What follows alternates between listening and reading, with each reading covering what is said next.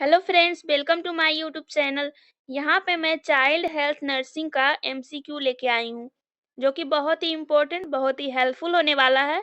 आप लोग सेशन में लास्ट तक जुड़े रहिएगा। ओके, चलिए हम लोग यहाँ पे सेशन स्टार्ट करते हैं और फर्स्ट क्वेश्चन देखते हैं। Question number first, Apgar score. Apgar score means, Apgar score का मतलब है,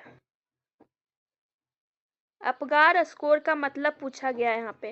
अपगार स्कोर में जो होता है 5 चीजों का जो है आकलन किया जाता है। असेसमेंट जो है 5 चीजों का असेसमेंट किया जाता है। और अपगार स्कोर जो है वो डॉक्टर वर्जीनिया अपगार के द्वारा वर्ष 1952 में यह विकसित किया गया था। यहाँ पे वेरी इंपॉर्टेंट है, किसने किया था? डॉक्टर वर्जीनिया अपगार ने 1952 में, जिसमें कि 5 चीजों का आरंभिक आकलन किया जाता है। यह जो होता है आरंभिक आकलन होता है 1 मिनट फिर 5 मिनट। और यहाँ पे है, इसमें जो है क्या क्या चीज शामिल होते हैं। तो यहाँ पे हो जाएगा, इसमें जो होता है ए से हो जाएगा एपेरियंस, पल्स, ग्रीमेसेस, एक्टिविटी और रेस्पायरेशन। तो यहाँ पे 5 चीजों का आकलन किया जाता है। तो यहाँ पे इसका क्या मतलब हो जाएगा? इसमें एक्टिविटी, पल्स, एपेरियंस, रेस्पायरेशन और ग्रीमेसेस। गतिविधि, नाड़ी उपस्थिति, श्वसन और ग्रीमेसेस, यह 5 चीजों का है इसमें आकलन किया जाता है, जिसमें कि एक्टिविटी है, पल्स है, पीरियस यानी त्वचा का कलर है, रेस्पायरेशन रेट है, ग्रीमेसेस है। तो यहाँ पे इस क्वेश्चन का राइट आंसर हो जाएगा फर्स्ट नंबर। नेक्स्ट क्वेश्चन देखेंगे हम लोग। सेकेंड नंबर में है, oral moniliasis is mainly what type of infection. मौखिक मोनालिएसिस मुख्य रूप से किस प्रकार का संक्रमण है? क्या हो जाएगा इस क्वेश्चन का राइट आंसर? ओरल मोनालिएसिस मतलब यह जो इन्फेक्शन होता है एक प्रकार का जो है फंगल इन्फेक्शन होता है। और ओरल मोनालिएसिस, इसको ही जो है ओरल थ्रस के नाम से भी जाना जाता है। ओरल थ्रस, ओरल थ्रस, यह किसके कारण होता है? यह जो होता है कैंडिडा एल्विंकस, कैंडिडा एल्विंकस। ओरल मोनालिएसिस जो होता है एक प्रकार का फंगल इन्फेक्शन होता है, फंगल इन्फेक्शन, जो कि ओरल थ्रस या फिर इसको बोलते हैं ओरल मोनालिएसिस। यह जो होता है कैंडिडा एल्विंकस के द्वारा जो है इसका जो कारक है वह कैंडिडा एल्विंकस। तो यहाँ पे इस क्वेश्चन का राइट आंसर हो जाएगा ये ऑप्शन नंबर सी। नेक्स्ट हम लोग देखेंगे क्वेश्चन नंबर थर्ड में, introduction of solid food with breast feeding is cold. स्तनपान के साथ ठोस आहार देना कहलाता है। स्तनपान के साथ साथ ठोस आहार देना कहलाता है। तो बेबी को जो है वह जन्म के बाद से 6 मंथ तक है जो केवल स्तनपान करवाना, इसके अलावा कुछ भी नहीं देना है यहाँ पे 6 मंथ तक। उसके बाद जो होता है 6 मंथ के बाद जो होता है बेबी को ऊपरी आहार, ब्रेस्ट फीडिंग के साथ साथ ऊपरी आहार भी देना है। तो उस कंडीशन को उसको बोलते हैं कम्प्लीमेंट्री फूडिंग, कम्प्लीमेंट्री फीडिंग, पूरक आहार, जिसमें कि पहले बेबी को लिक्विड फिर सेमी लिक्विड फिर सॉलिड फूड, इस टाइप से जो है पूरक आहार देना प्रारंभ करते हैं। तो यहाँ पे इस क्वेश्चन का राइट आंसर हो जाएगा ऑप्शन नंबर ए। नेक्स्ट हम लोग देखेंगे क्वेश्चन नंबर 4, दिया गया है ट्रीटमेंट ऑफ अनडिसेंडेड टेस्टिस। अंडाकार विषण का उपचार है। अनडिसेंडेड टेस्टिस का यहाँ पे उपचार पूछा गया। अनडिसेंडेड टेस्टिस जिसमें कि क्रिप्टो आर्किडिज्म जो होता है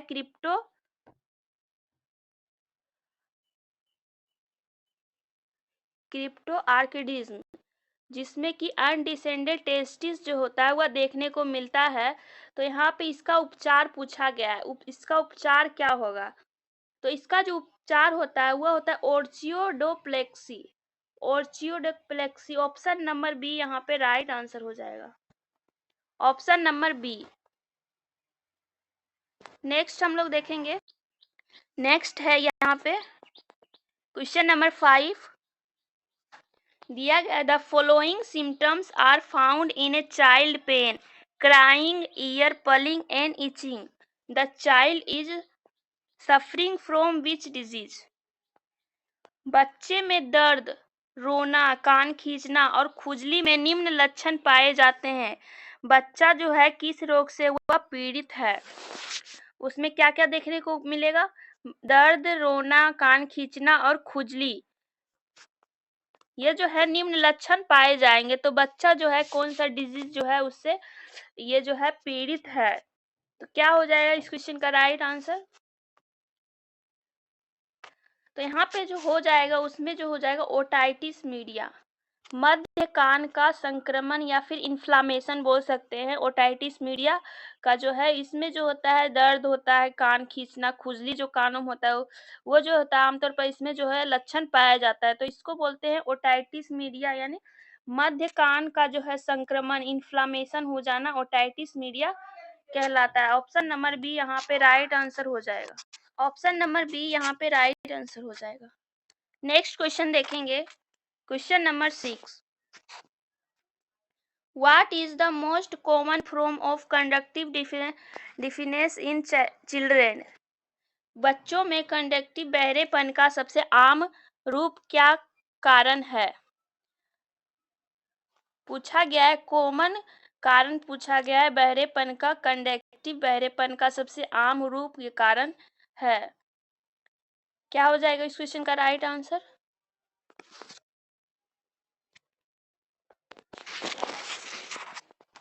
तो यहाँ पे जो है इस क्वेश्चन का राइट आंसर हो जाएगा option number C.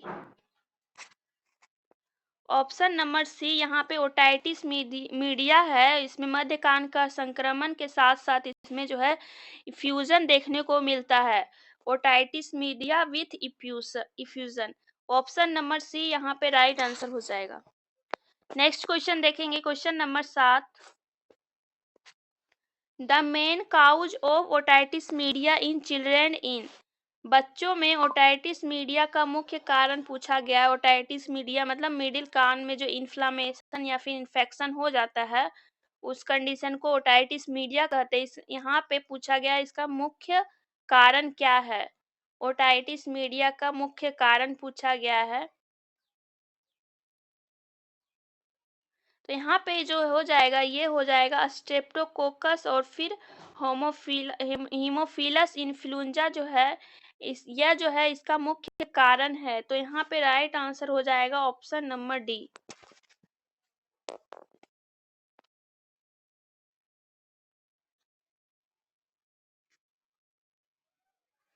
Option number D यहाँ पे इस क्वेश्चन का राइट आंसर हो जाएगा। और यहाँ पे ओटाइटिस मीडिया का जो है इन्फेक्शन जो होता है यह इन्फेक्शन एलर्जी वगैरह के कारण भी देखने को मिलता है। और यहाँ पे लेकिन इसका जो है मुख्य कारण हो जाएगा वह हो जाएगा स्ट्रेप्टोकोकस और हीमोफिलस इन्फ्लुएंजा, ए और बी यहाँ पे दोनों। नेक्स्ट हम लोग देखेंगे क्वेश्चन नंबर 8 में, which of the following is the most commonly used investigation for the diagnosis of pulmonary infection, फुफ्फुस संक्रमण के निदान के लिए निम्नलिखित में से सबसे अधिक प्रयोग की जाने वाली जांच है। पल्मोनरी इन्फेक्शन हुआ उसमें जो है उसका डायग्नोसिस में मोस्ट कॉमन इन्वेस्टिगेशन जो करेंगे वो क्या करेंगे? तो पल्मोनरी इन्फेक्शन है तो उस कंडीशन में चेस्ट एक्सरे यहाँ पे राइट आंसर हो जाएगा ऑप्शन नंबर बी। इसमें चेस्ट एक्सरे करेंगे पल्मोनरी इन्फेक्शन हुआ तो। नेक्स्ट क्वेश्चन देखेंगे, क्वेश्चन नंबर 9 में, which of the following reflex is present in A infant but not in A adult, निम्नलिखित में से कौन सा रिफ्लेक्स जो है वह शिशु में होता है पर वयस्क में नहीं? शिशु में होता है पर वयस्क में नहीं होता है वह रिफ्लेक्स। यहाँ पे स्वेलिंग, निगलना, गैगिंग, ब्लिंकिंग, रूटिंग पूछा गया है। जो रिफ्लेक्स जो होता है वो शिशु में होता है परंतु वयस्क में नहीं होता है। क्या हो जाएगा इस क्वेश्चन का right answer?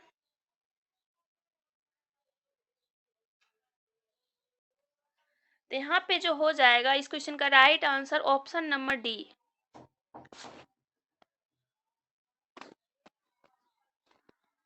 Option number D यहाँ पे राइट आंसर हो जाएगा। रूटिंग रिफ्लेक्स जो होता है शिशु में होता है, ये जो होता है शिशु में होता है स्वेलिंग, गैगिंग, ब्लैंकिंग, रूटिंग जो होता है सभी प्रकार का रिफ्लेक्स जो होता है बेबी में देखा जाता है, बच्चे में। लेकिन जो होता है वयस्क में यह रिफ्लेक्स नहीं होता है, रूटिंग रिफ्लेक्स।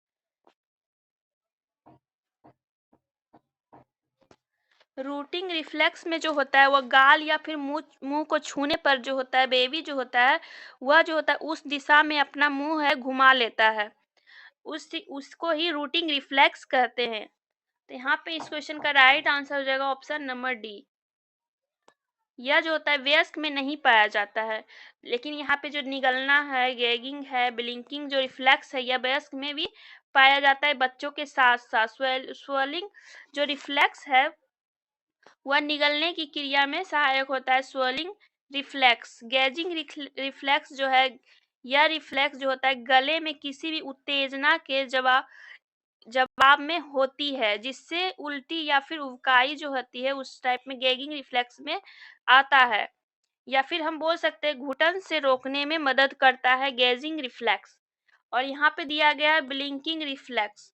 ब्लिंकिंग रिफ्लेक्स माने पलक जो होता है वो छपकना, यानी फिर जैसे देखते हैं तेजी से रोशनी वगैरह आता है तो आई जो होता है क्लोज हो जाता है, तो वो जाता है पलके झपकना, उसी को ब्लिंकिंग रिफ्लेक्स कहते हैं, जो कि बड़ों में भी, बच्चों के साथ साथ बड़ों में यानी वयस्क में भी पाया जाता है। लेकिन यहाँ पे रूटिंग रिफ्लेक्स जो है ये जो होता है बड़ों में नहीं पाया जाता है, बच्चों में केवल पाया जाता है। तो यहाँ पे इस क्वेश्चन का राइट आंसर हो जाएगा ऑप्शन नंबर डी। नेक्स्ट हम लोग देखेंगे 10 नंबर में दिया गया है which is the most common type of fracture in children. बच्चों में फ्रैक्चर का सबसे आम कारण कौन सा है। फ्रैक्चर का टाइप पूछा गया जो कि बेबी में पाया जाता है, बच्चे में पाया जाता है।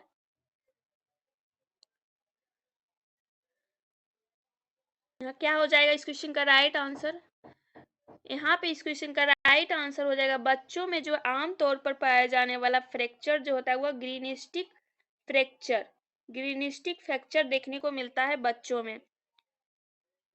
यह जो बच्चों में होता है ग्रीनिस्टिक फ्रैक्चर एक प्रकार का टूटा हुआ हड्डी होता है, एक प्रकार की टूटी हुई हड्डी होती है जो बच्चों में अधिक होती है, क्योंकि यह हड्डी, क्यों इसको ग्रीनिस्टिक फ्रैक्चर बोलते हैं, क्योंकि हड्डी जो होती है वो मुड़ जाती है, हड्डी जो होती है वो मुड़ जाती है और केवल एक तरफ से ही टूटती है, उसको ही ग्रीनिस्टिक फ्रैक्चर कहते हैं।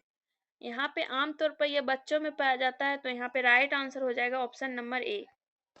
नेक्स्ट क्वेश्चन देखेंगे question number 11। The most suitable site for IM injection in infant is. शिशु में IM इंजेक्शन के लिए सबसे उपयुक्त स्थान है। IM इंजेक्शन के लिए upper outer quadrant of buttocks, anterior lateral thigh, upper arm, all of the above. तो यहाँ पे IM इंजेक्शन के लिए सबसे साइट जो होता है बच्चों में वो साइट होता है anterior lateral thigh. Option number B यहाँ पे राइट आंसर हो जाएगा। नेक्स्ट क्वेश्चन देखेंगे what is the reason for the long connection between pulmonary artery and aorta. फुफ्फुसीय धमनी और महाधमनी के बीच लंबे समय तक जुड़ाव का कारण क्या है। तो यहाँ पे क्या हो जाएगा इसके जुड़ाव का कारण, patent ductus arteriosus, ventricular septal defect, arterial septal defect, या फिर ट्राइकस्पिड अट्रीसिया। तो यहाँ पे इस क्वेश्चन का राइट आंसर क्या हो जाएगा, यहाँ पे हो जाएगा ऑप्शन नंबर ए, patient ductus arteriosus. Option number यहाँ ए हो जाएगा राइट आंसर। नेक्स्ट क्वेश्चन देखेंगे Which complication is likely to be found in a low birth weight baby? कम वजन के बच्चों में कौन सी जटिलता की संभावना है। लो बर्थ वेट बेबी में पूछा गया कौन कौन सा कॉम्प्लिकेशन होने की संभावना होती है। तो यहाँ पे हो जाएगा उसमें हाइपोथर्मिया, जॉन्डिस, इन्फेक्शन, ये जो होता है तीनों कंडीशन देखने को मिलता है, तीनों जो होता है कॉम्प्लिकेशन देखने को मिलता है। तो यहाँ पे all of the above right answer हो जाएगा। हाइपोथर्मिया मतलब उसका जो होता है टेम्परेचर जो होता है कम होता है, बेबी का टेम्परेचर सामान्य नॉर्मल टेम्परेचर से कम टेम्परेचर होता है, उस कंडीशन को हाइपोथर्मिया कहते हैं। जॉन्डिस जिसमें कि पीलिया की उपस्थिति देखने को मिलता है, इन्फेक्शन हो जाता है। तो यहाँ पे तीनों कंडीशन हो जाएगा यहाँ पे इसका complication. Right answer option number D.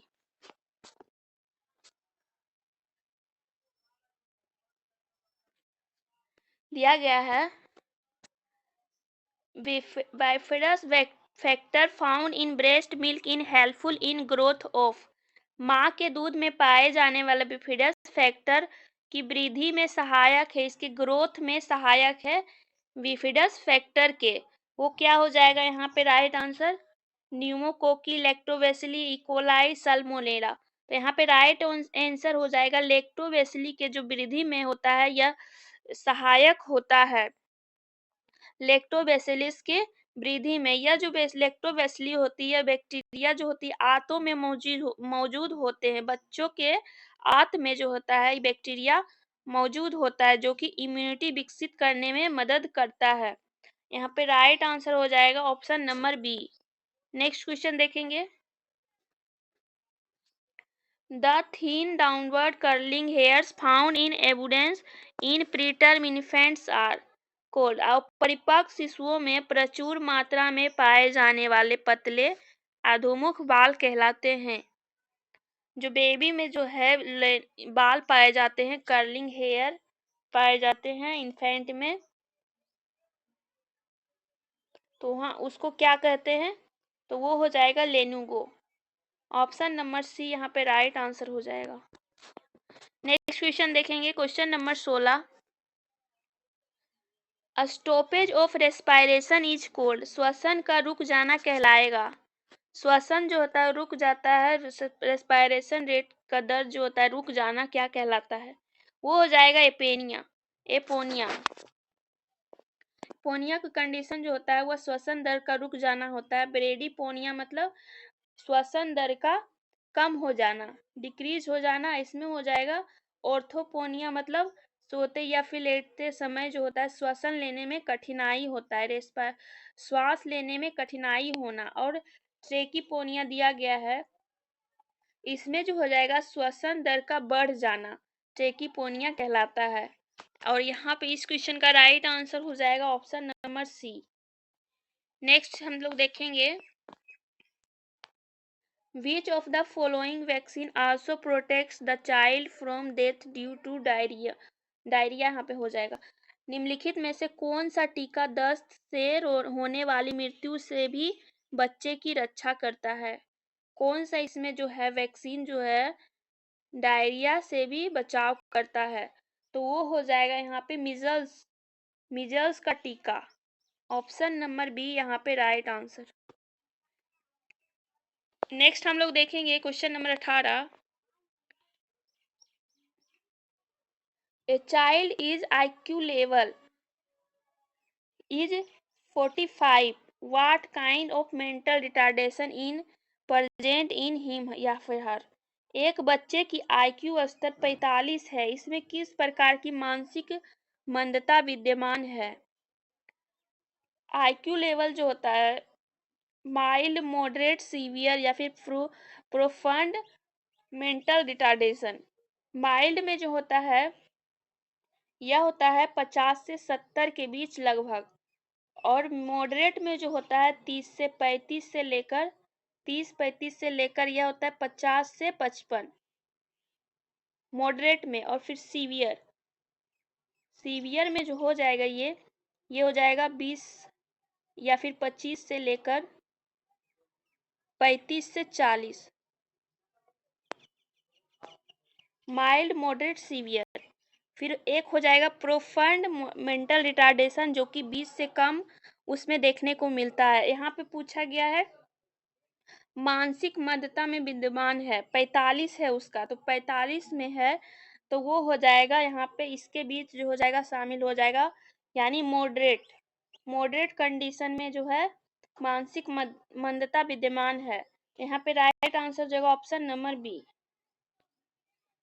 Next हम लोग देखेंगे question number 19। Which drug is used for the treatment of hypokalemia in a child with acute renal failure? तीव्र गुर्दे की विफलता वाले बच्चों में हाइपोकैलेमिया के उपचार के लिए कौन सी दवा उपयोग किया जाता है? तो यहाँ पे ऑप्शन में दिया है हाइपरटोनिक सलाइन, कैल्शियम ग्लूकोनेट और RL या फिर नाइट्रोप्रोसाइड। तो यहाँ पे इस क्वेश्चन का राइट आंसर हो जाएगा option number B, calcium gluconate. Next देखेंगे क्वेश्चन नंबर 20 जो कि लास्ट क्वेश्चन है इस सेशन का। यहाँ पे दिया गया है विच of the following is the most common type of accident in toddlers? नन्हे बच्चों में निम्न में से कौन सी दुर्घटना का सबसे आम कारक है? टोडलर्स में पूछा गया है जो कि 1 से 3 ईयर के बच्चों में। यहाँ पे सबसे आम कारण पूछा गया दुर्घटना का। यहाँ पे हो जाएगा चोकिंग, ब्राउनिंग, डूबना या फिर बर्न्स, जलना, टॉक्सिक इंजेक्शन। तो यहाँ पे इस कंडीशन में बच्चे में जो है जलना, बर्न्स का कंडीशन जो है यह जो दुर्घटना है यह ज्यादा देखने को मिलता है। तो यहाँ पे राइट आंसर हो जाएगा ऑप्शन नंबर सी। इस क्वेश्चन का राइट आंसर हो जाएगा option number C. Thanks for watching.